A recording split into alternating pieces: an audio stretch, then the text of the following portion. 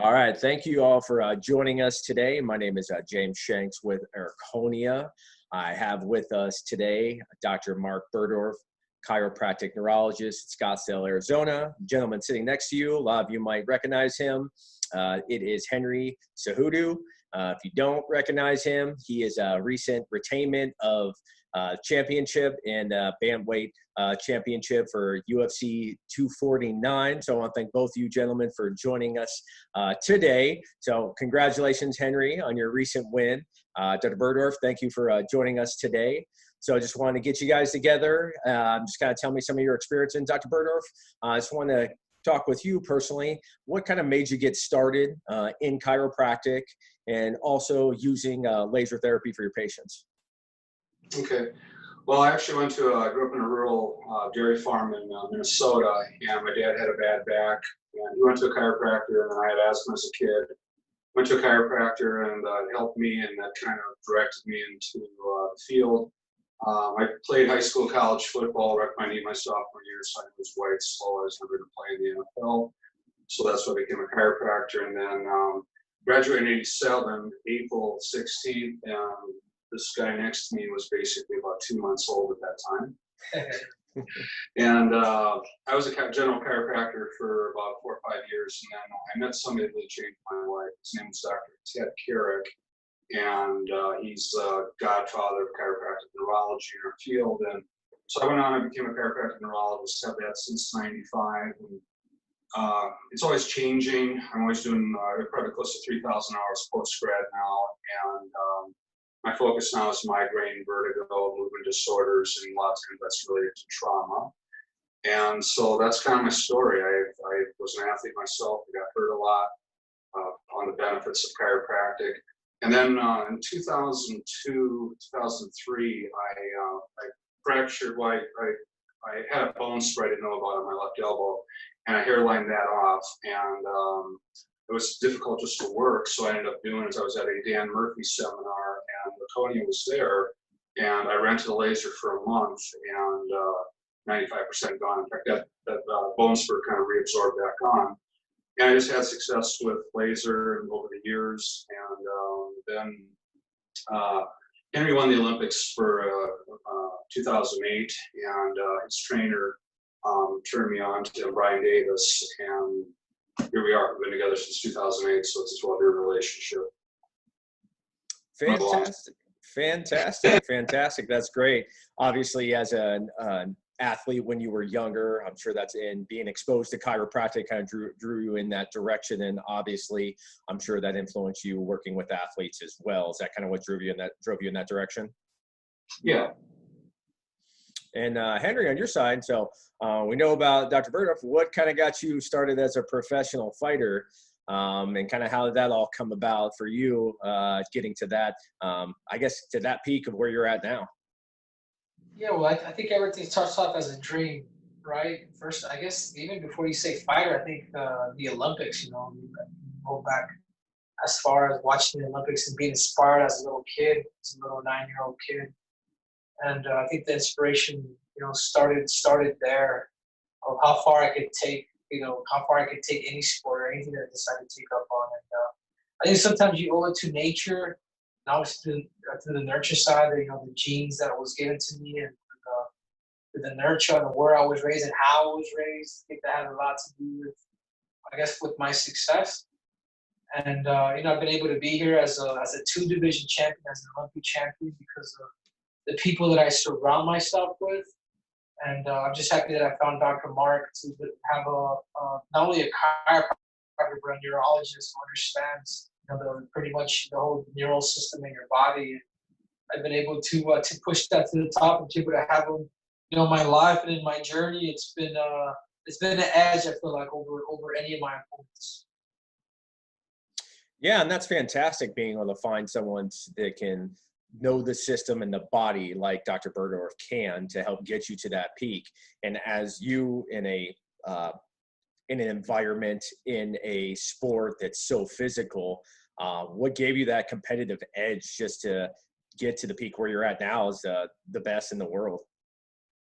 Yeah, I think you owe it a lot to recovery, to how you help fix your body. I mean, what I do is I do some crazy things, you know, but I always make sure to to recover myself. Hmm. And that's where the lines of, you know, all these, you know, high technology lasers, you know, a lot of the cognitive stuff that we do here with Dr. Berdorf has really has given me that slight edge of, you know, they say there's an inch between the silver and gold, and I've been able to find that and understand that fine line of all these gadgets. And I'm a spoiled little brat who at one point was a ghetto kid that wish you just had things. Now when you have everything, you know, you're installed and you're lucky. But it's you know, it's through the process of the people that are around me. I'm blessed to have somebody like Dr. Bernard. Yeah, absolutely. I think you hit the nail on the head with that. It is who you have around you to help get you to that point. And I know those who were once athletes and tried to aspire to be as great as we could at one sport. I'm sure Dr. Berdorf could speak to that, never obtaining to what you have, and we all wish that we could get to that point. I think you said something that hits me is just the recovery part of it. Speaking to other athletes, you don't hear it much of that. It's the training that they do, but I think you hear a very valuable point. It's how you recover. So Dr. Berdorf, just what's some of the things that you've done with your athletes, with Henry there, to help with that recovery process? Well, we've been together you know, for several years here, and especially social media the last several. And what I've always kind of done is like, we'll come in, you know, it's like, hey, we do a little thing we're doing in the office today. And I usually stop that, you know, as of that 6-7 weeks before his fight, because if anybody else has a chiropractic neurologist, you know, pick up on what his weaknesses are. And just this last fight, you know, about a month, it was about 3-4 weeks before, no chance, caught him, had a couple cut in his eye there, had a couple stitches, so came in, lasered that, got rid of it like that. And then about 2 weeks before, he took a shot to his shin, left shin, so it's a weakness again. And so, you know, came in and did, you know, daily laser for that. But probably the biggest thing was before his, he beat Johnson for the 125 title, and then he fought Dillashaw the following January and beat that guy, and they're supposed to have a rematch. Then they did a shot with Moraes in June of 19. And he traveled to Chicago, and you know, he comes and gets treated during the week here, but I usually always work on it before a fight. And so I'm flying in on Saturday or Friday or Saturday morning, and Tuesday night before, he slipped at the hotel and severely sprained his ankle. And I posted pictures of that, but I mean, this is almost like he probably wouldn't be able to fight. So one of his handlers, Kevin from Neuroforce One, he picked up my PL5, and he was out there using it on Wednesday, Thursday, Friday, in town, and that was a big thing too. It's like it enhanced the healing and a lot of the fight. So I really was like, I had nightmares every night because I just keep seeing, it's like I could see him left ankle buckling, boom, he goes down, you know, gets knocked out. And well, I mean, Heather Linden did a great job of taking your ankles too, but it would allow him to fight. And I really think that was like the biggest thing I can think back in our time together. And then afterwards, and you know, that was quite the battle. You had a concussion, and then you know, I used different things in my practice. And as far as, you know, he calls me up Sunday morning about 8 a.m. and he goes, "Can you work on me?" And I said, "Okay." And I worked on him all day, and I had to leave about 6 o'clock that night. And he came back on Wednesday, calls me, and goes, "Hey, Mark, did I see you on Sunday?" So I put him in a concussion protocol, you know, for that 2 timetable that week.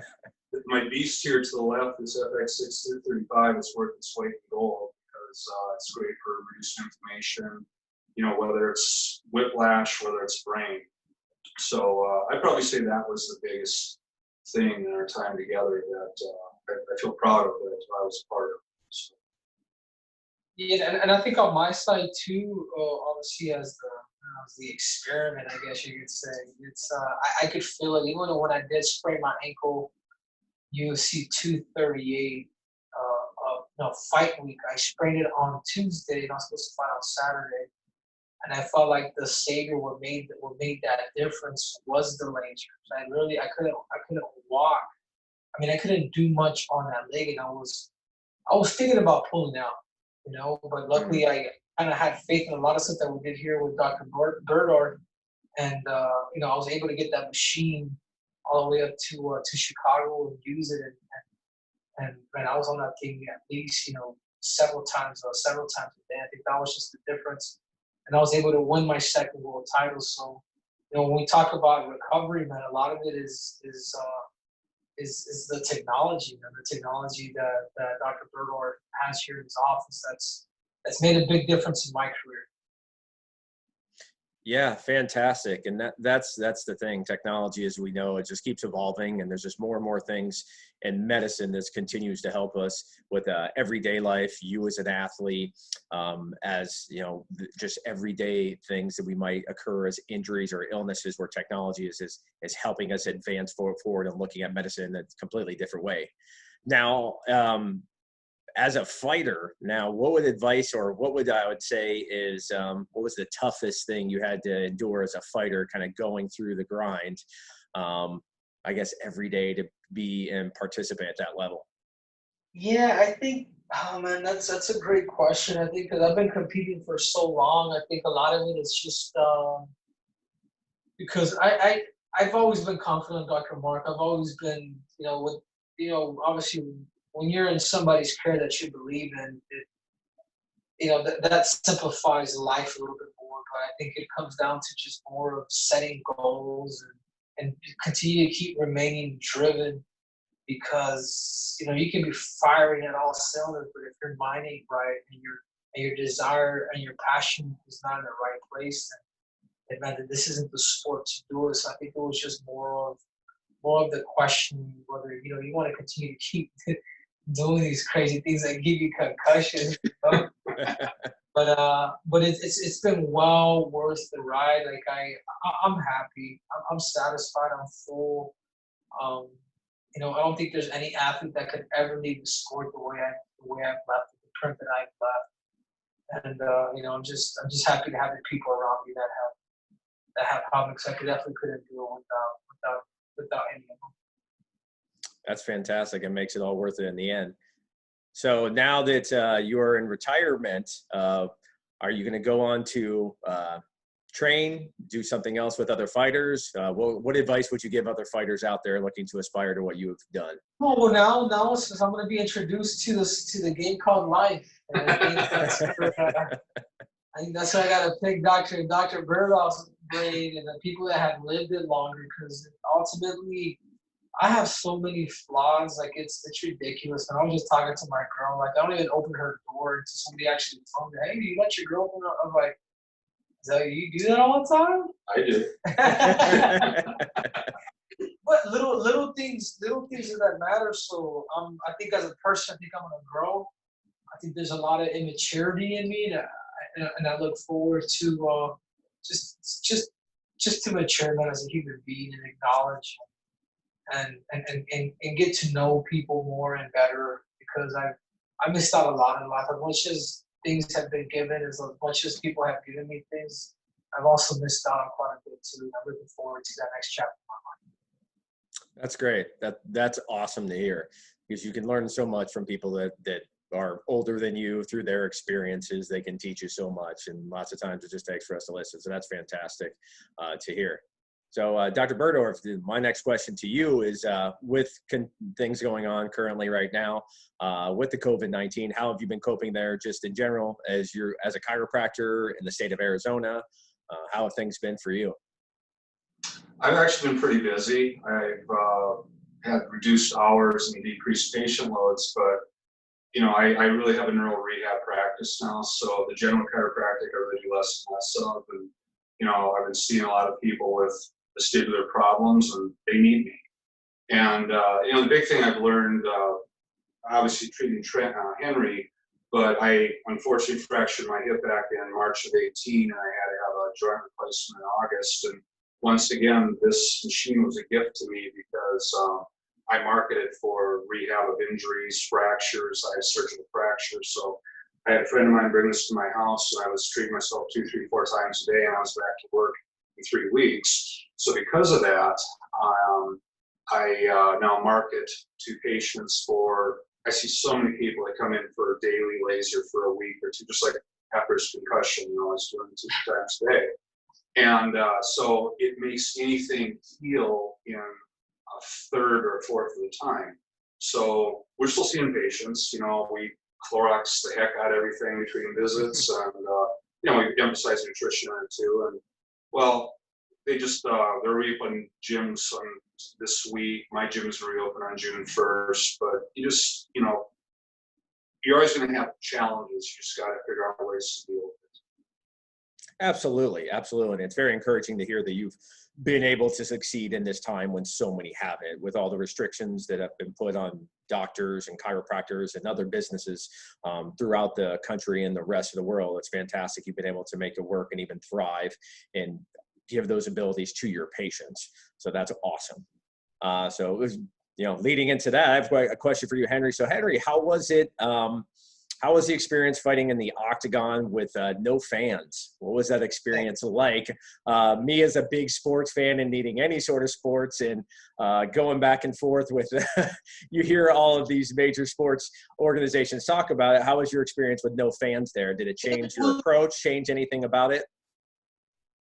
It was actually very, very cool, man. It was a very cool experience, and this is why I'm gonna tell you it was a very cool experience. Okay, there was no fans, okay.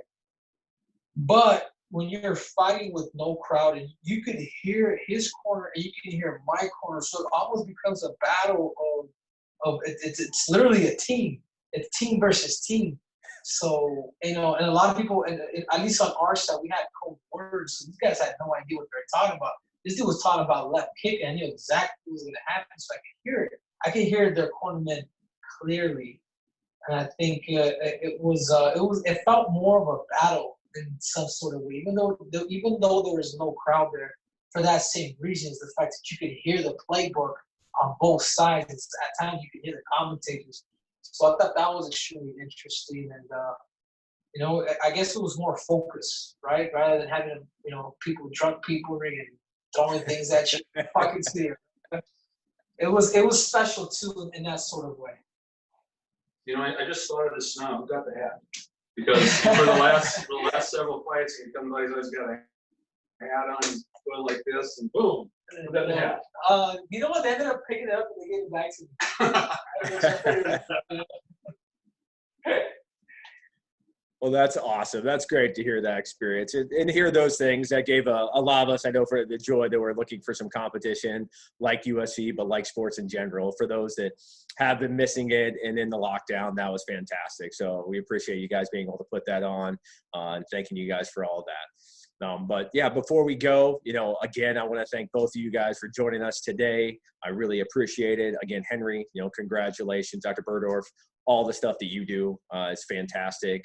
Obviously, Henry is a great testament of what an influencer you've been in his life, not just in his fighting career, but personally. You can see the respect he has for you and everything that you've done for him. And I think that speaks volumes to what you are as a doctor and the bond that the two of you have. So that's fantastic to see. So again, thank you guys for taking the time. Henry, love the belt. That looks great there. Congratulations in your ventures and anything else in life. And again, thank you guys. I appreciate everything. Thank you so much. Thank you guys so much for having us. All right. Take care, guys. Enjoy. Thank you.